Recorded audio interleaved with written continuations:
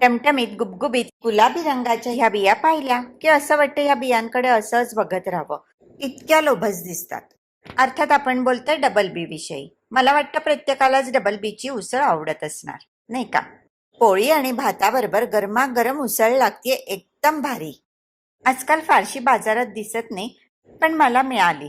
थोडीशी कोवळी आहे, एकदम ताजी पण नाही वाटत आहे. पण डबल बीच्या प्रेमापायी मी अगदी उडी मारून पाव किलो डबल बी घेतली. डबल बी खायला मिळतेय हेही नसे थोडके. हे बघा, डबल बीच्या शेंगा या अशा दिसतात. डबल बीचा दाणा पूर्णपणे भरलेला असेल की त्याचा रंग गुलाबी होतो, हा असा. आणि कोळा असेल तेव्हा तो असा पांढरा दिसतो. डबल बी भरलेली नव्हती, कोळी होती, त्यामुळे अगदी वाटीभरच बिया निघाल्या. त्या पण बऱ्याचशा पांढऱ्या आणि थोड्या गुलाबी. डबल बी मध्ये घातलं अर्धी वाटी पाणी आणि चवीप्रमाणे मीठ. सध्याचा काळ इंधन बचत करण्याचा, त्यामुळे कुकरमध्ये डबल बी आणि भात दोन्ही एकदम शिजायला ठेवलं. मला आत्ता जसं वाटतंय ना की डबल बी अशीच बघत राहावी, असंच मला अगदी लहानपणी पण वाटायचं. त्याच्या गुलाबी रंगाच्या इतकी मी मोहात पडायची की असं वाटायचं आईने याची उसळ बनवूच नाही. ह्या बियांचा रंग असा सुरेख राहावा असं. कुकर शिजतोय तोवर उसळीसाठी वाटण करून घेतलं. त्यासाठी घेतली अर्धा वाटी कोथिंबीर, पाव वाटी ताजा ओला नारळ, एक हिरवी मिरची आणि अर्धा इंच आलं आणि या लसणाच्या पाकळ्या, थोडंसं मीठ आणि बारीक वाटून घेतलं. आणि हे असं मस्त हिरवगार वाटण तयार झालं. आता हा एक मीडियम साईजचा कांदा बारीक चिरून घेतला. अशा प्रकारे कांदा आणि वाटण तयार केलं. बास, उसळीसाठी फक्त एवढंच लागतं. एकीकडे डबल बी आणि भात शिजून तयार आहे. डबल बी अगदी पटकन शिजते, काहीच वेळ लागत नाही. एकदा मनात विचार आला बरं का की एवढ्याशा डबल बीची उसळ काय दाखवायची, पण म्हटलं हरकत नाही, कमी तर कमी. कारण हेच प्रमाण आणि हीच पद्धत वापरून तुम्ही अगदी किलो 2 किलो डबल बीची उसळ पण बनवू शकता. ही बघा मस्त मऊ झाली. डबल बीतलं पाणी वेगळं काढून ठेवलं आणि करायला घेतली उसळीची फोडणी.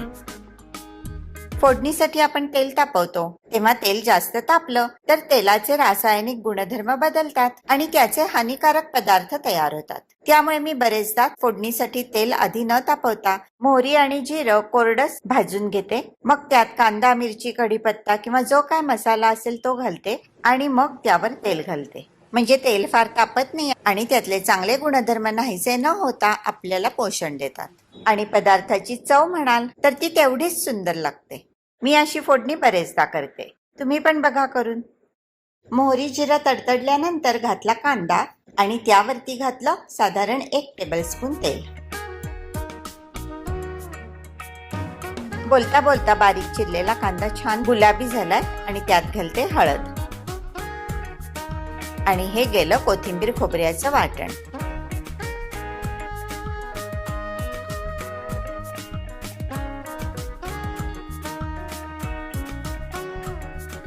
आणि ही आपली शिजलेली डबल बी.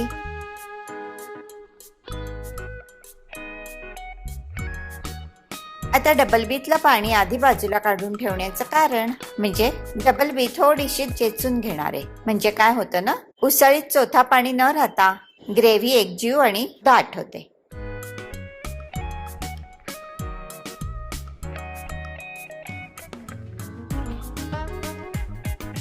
बिया थोड्याशा दाबून झाल्यावर घातलं डबल बी मधलं पाणी.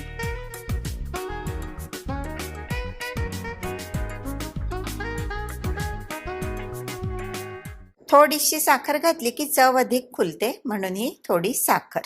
आणि डन. किती झटपट तयार झाली उसळ. मागच्या व्हिडिओमध्ये मी रिक्वेस्ट केली होती की तुम्ही कुठून माझे व्हिडिओज बघता हे प्लीज सांगा, म्हणजे जगाच्या पाठीवर कुठे कुठे माझा व्हिडिओ बघितला जातो हे मला कळेल आणि तुमच्याशी संवाद साधता येईल. आणि त्या रिक्वेस्टला तुम्ही भरभरून प्रतिसाद दिलात, त्यामुळे कॉमेंट लिहिणाऱ्या सर्व व्ह्युअर्सना व सबस्क्रायबर्सना खूप खूप धन्यवाद. ही छोटुकली उसळ सर्विंग बोल मध्ये काढून त्याच्यावर पिळलं मस्तपैकी लिंबू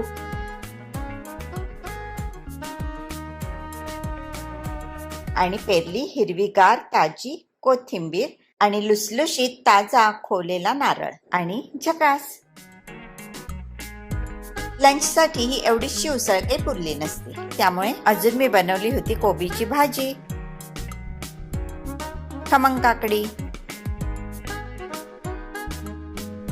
गरमागरम भात, तो तर तुम्ही बघितलात, आणि मऊसूद गरम गरम पोळी. गरम गरम भातावर तूप तर पाहिजेच. जेवणाचा बेत असा असेल तर 4 घास नक्की जास्तीचे खाल्ले जाणार.